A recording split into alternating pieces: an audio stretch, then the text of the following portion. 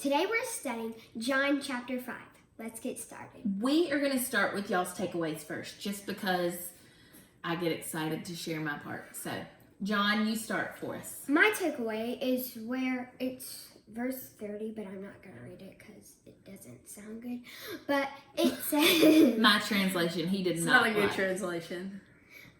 But my takeaway is, why would we praise ourselves if we could praise the one that created us? Why would we give all of the praise to ourselves if we could give the praise to God? Why would we give all the credit to ourselves if we could give it to God? We should really give nothing to ourselves. Because God created us. He gave us the gifts and the talents to do whatever we do. And we get into pride issues when we praise ourselves. That's a good takeaway, John. Jax, what was your takeaway? Well, so my takeaway is how after Jesus healed the lame, which is a fancy word for someone who can't walk, you learn something new every day. So after he healed him, that man went straight to the temple to worship God. So he didn't go run a marathon or ride his bike 20 miles. Is that what you would have done? Run a marathon? After I worship God. So that is a cool takeaway. I'm going to talk about that too a little bit. So just a quick recap. Jesus is still traveling, which is what he does in his ministry. He goes everywhere where people will listen. And he wants all to know him also. So not just the Jewish people, but he also, like we found out yesterday, he goes to the non-Jewish people because he wants a relationship with everybody. So he's traveling, performing miracles, ministering to others, which is just a fancy church word for saying he's meeting their needs. If they need food, he helps them find food. If they need a place to lay, he helps them. Another new If word. they need healing, he helps them. And he's sharing his love with them, and he's in Jerusalem. So inside of Jerusalem, there's this pool of water called Bethesda, and I have been there, and it's so cool. And some of the columns from these porches that were around the pool are still there, and so it's really neat. It was said that this pool would stir or move around or bubble like a jacuzzi or something every now and then. And if you hurried up and you were the first person into the pool after it stirred, then whatever was wrong with you would be healed. And so this was kind of like the wives' tale that was passed around, or the superstition maybe that they would talk about. What's the wives' tale? You know about magic springs being able to heal you? An old story that's been passed around and around. But in some versions of the Bible, it says that they thought an angel stirred it. But one of the commentaries that I read said we're not really sure what was going on there, because when I first read through it, I put a question mark, like, I really want to know more about this pool. Like, was it an angel?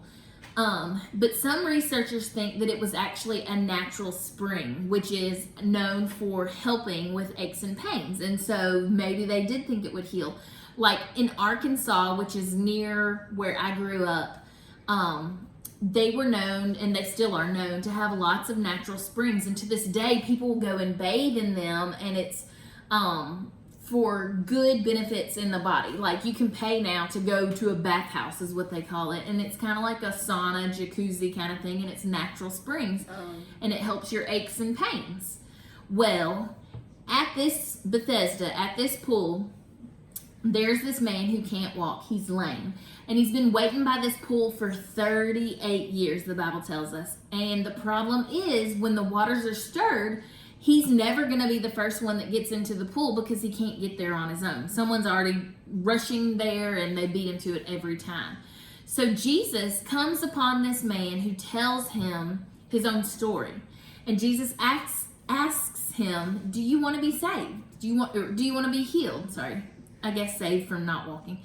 And this is so cool because Jesus' whole ministry is him offering the hope, the love, the salvation that only Jesus can give. So in pretty much all of Jesus's dealings with people, you can count on him to give them an opportunity to know him in some way. What I like here in this story is how it shows us that Jesus doesn't force that help upon us. He offers it. Just like Jesus does not force us into a relationship with him, he offers that gift of relationship to us. And then scripture tells us that once this man is healed, the first place he goes is to the temple. And just like Jax was talking about, what an amazing example. If you have not listened to the Bible recap of this chapter, do not miss it. It's too good to miss. And I won't recap it here because it's her words and we need to hear it from Tara-Leigh Cobble. But here, after this happens in the story, this is where our trouble starts. Remember, he was back where the Pharisees were, and they started finding out about the miracles and that Jesus' following of disciples were growing and they were getting baptized. And Jesus tiptoed out of there and went on to Samaria, where he met that woman at the well. Well, now he's in Jerusalem and there are more Pharisees and people. And this is when they start really paying attention to Jesus and getting upset and making a plot against him. And they see that this man is healed that they knew couldn't walk. And not only that, he's carrying his mat. But the big problem is it's the Sabbath, which is the day that they're supposed to rest. God modeled it out for them and they're supposed to rest. So these Pharisees get onto the man about working. He's carrying his mat. He's working on the Sabbath, and that's a no. Forget that he was healed. Let's not address that. But they did want to know who dared to heal him on the Sabbath, who worked on the Sabbath. Remember, the Pharisees were the people who spent all their time studying the Bible, particularly the law, the Old Testament, the first 5 books of the Bible. But the sad thing that I see in the Pharisees was, as much as they knew about the Bible in their head, it was not changing their hearts.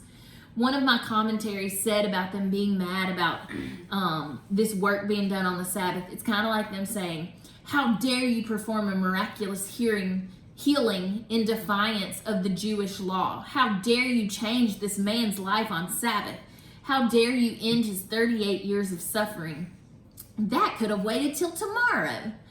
And it's like, as an outsider, we hear how silly that sounds. These Pharisees, these religious people, were missing the whole point. And I love Jesus's ministry trying to reveal that to them. Even though Jesus was always bucking the system and always going against the religious laws that these people had made, it was because Jesus' heart for them to know him and know him correctly. He loved them. That's why he did those things.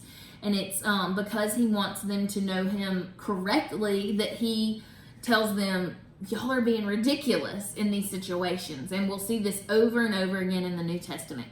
Tara-Leigh Cobble in her recap says, knowing scripture without knowing Christ is pointless. And so my takeaway today is I sure don't want to be like those Pharisees. I can find myself, I love a good rule. I'm a natural rule follower. That's how God made me. If there's a rule, I'm going to follow it for the most part. But I never want that to be the aim of what I do when I read scripture. I don't want to miss Jesus. And that's my takeaway from today. Don't miss Jesus. We can read the Bible all day, every day, and know it so well. But if we're not reading it to know Jesus with the right heart, then we will miss him. In Israel, we have guides who know scripture. They lead us down, walking all over where Jesus walked. They live out these things that the Bible talks about in their culture. They have feasts and they have festivals. And they even have a calendar that's built around these things straight from the Bible.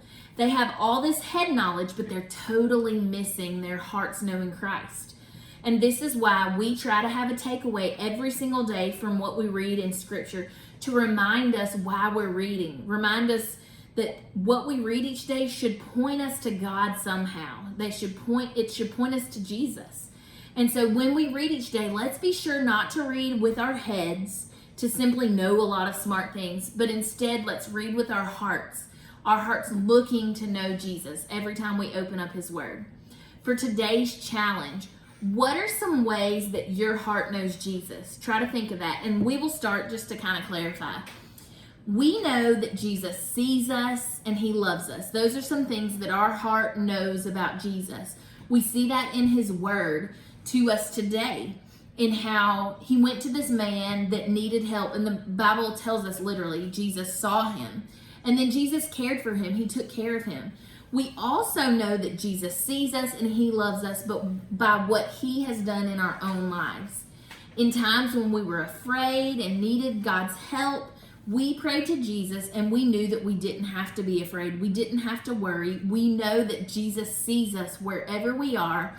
Jesus is always with us.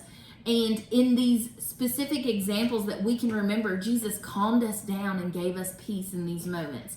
And so that's one way that our heart can know Jesus. Now it's your turn. How does your heart know Jesus? Share with your family. See y'all tomorrow. Bye. Or Monday. Bye.